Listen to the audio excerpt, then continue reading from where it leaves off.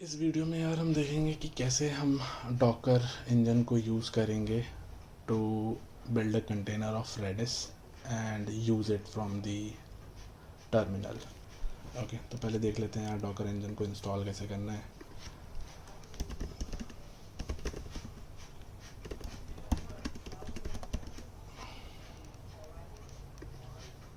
यहाँ पे वैसे तो हम करेंटली हम यूजिंग दिस मैक ओएस। आप लिनक्स पे भी यहाँ से कर सकते हैं एंड विंडोज़ पे भी कर सकते हैं। मैक पे करने के लिए ये currently I am using Apple silicon, तो मैं इंस्टॉल कर सकता हूँ। मैंने ऑलरेडी अपने में इंस्टॉल कर रखा है, तो मैं उसे स्टार्ट कर लेता हूँ।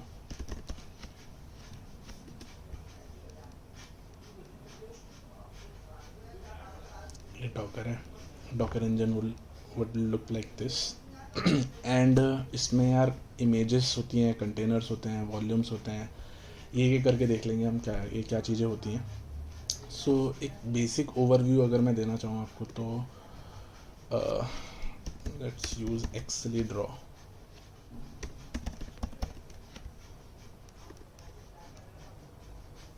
तो डॉकर इंजन यार ऐसे समझ लीजिए कि ये एक डॉकर इंजन चल रहा है हमारा एंड हम इस पे कोई अपनी एप्लीकेशन चलाना चाहते हैं। सो लेट्स से यहाँ पे ये वेब है और ये डॉकर हब है। Docker Hub basically similar to what GitHub is.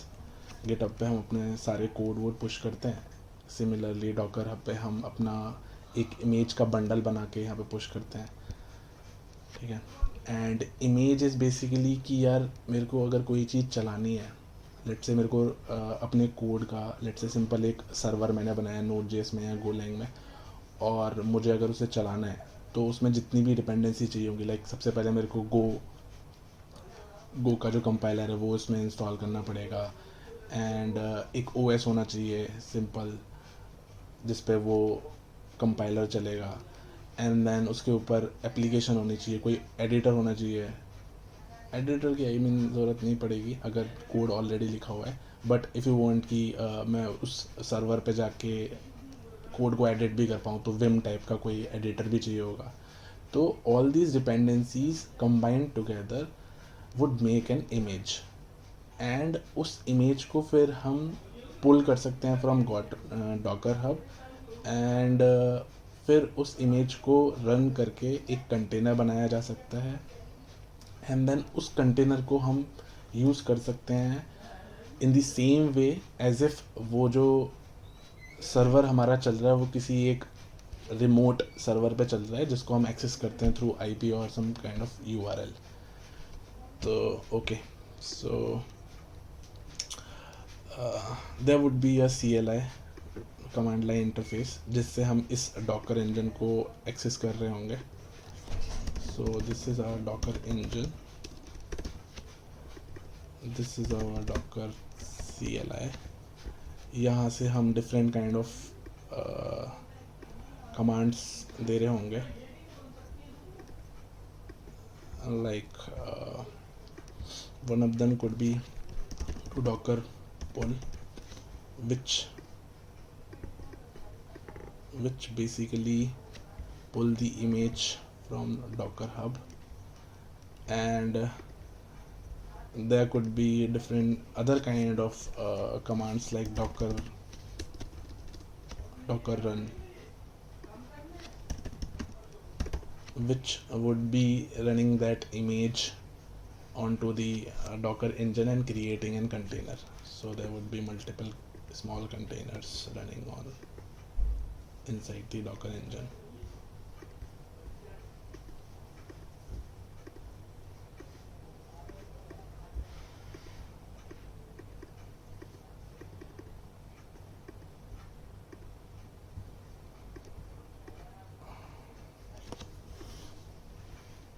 Okay,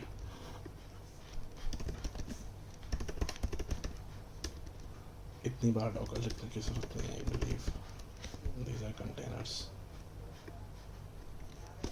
okay, so basically क्या हो रहा होगा कि डॉकर CLI से we would be pulling the image from Docker Hub and वो इमेज जब आ जाएगी हमारे इंजन में, then we can use the Docker run command to create a container. Okay, let's see this how this work.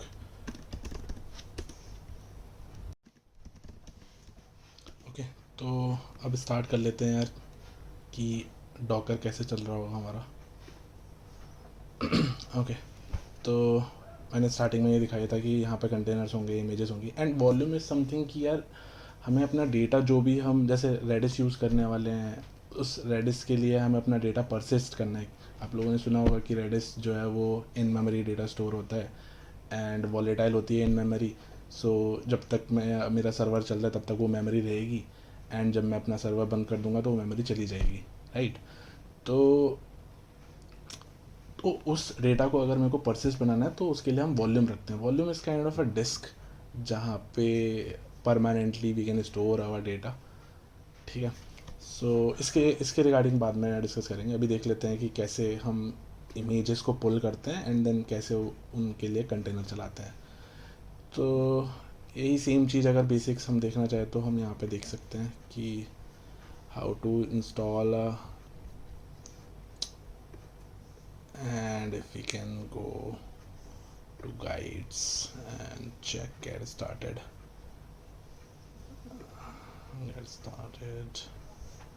and try it out.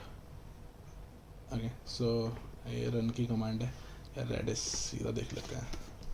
how to install redis on docker.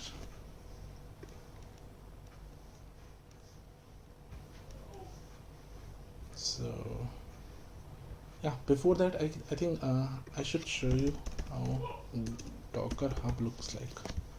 So this is docker hub and यहाँ पे हम अगर reddish की image search करें तो first one is the one जिसको 1 billion लोगों ने डाउनलोड किया है.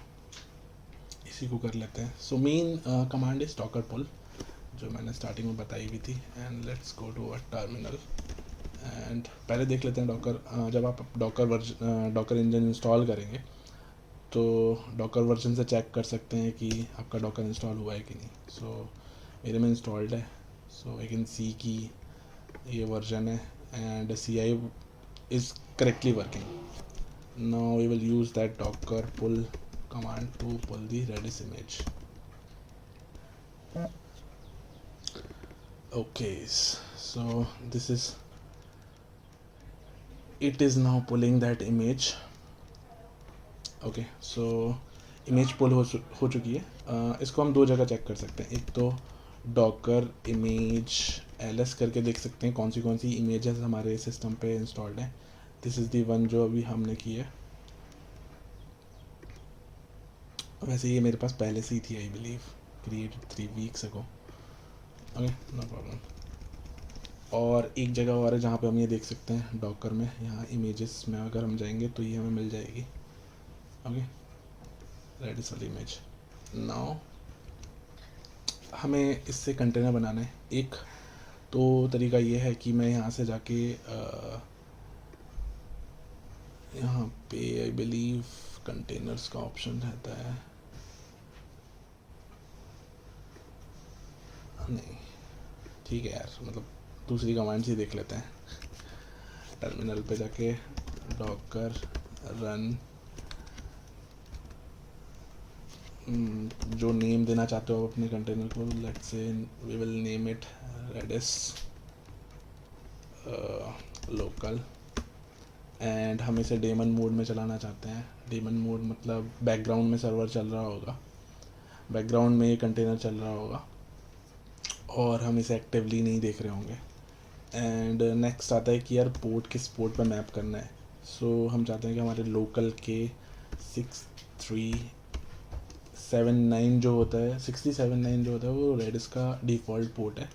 एंड 79 यूज़ ना करके हम लोकल पे 80 यूज़ कर लेते हैं. एंड कंटेनर के अंदर जो पोर्ट चल रहा होगा रेडिस सर्वर का वो डिफ़ॉल्ट ही चल रहा होगा, तो वो यूज़ कर लेते हैं 6379.